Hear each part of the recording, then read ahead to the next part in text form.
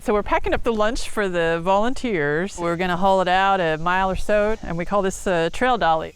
I had an old bicycle in my garage that the frame was cracked, and attached it to these handles here, which they're just like wheelbarrow handles. We figured the volunteers, when they work this hard, you know, the least we could do is feed them. All right. That's what we call the popper.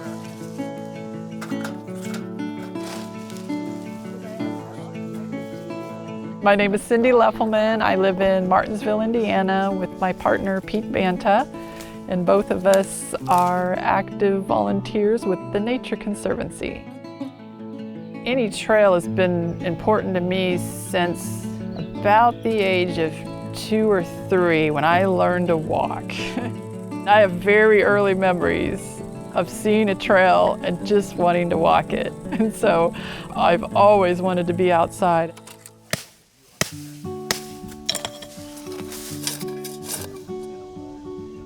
When I got to Indiana, I joined the Hoosier Hikers Council to give back to these trails, to participate in their upkeep, their building, maintaining, and advocating for them. Oh my gosh, what will that look like on film? For about 14 years, I volunteered on crews that in total have built somewhere between probably 20, 30 miles of trails, and about 6 to 7 miles of those have been in Nature Conservancy preserves. I believe these signs are from 2012. This one gets a little wobbly. I'll press that in a little bit so it doesn't fall over. It's pretty good. Trails are one avenue to actually get out and see the preserves, see the rare species that are being preserved. And I think when you can actually do that, you're going to be more likely to help support the mission to preserve these beautiful places.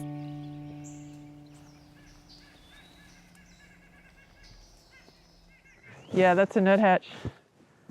And that's a hooded warbler over there. He just flew somewhere. Right there. He's in this tree that's slanting off to the left. That is the hooded. That's a good feeling when you finally get them.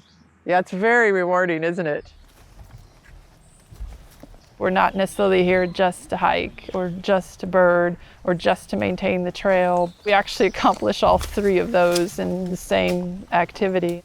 That's very typical for us in how we hike.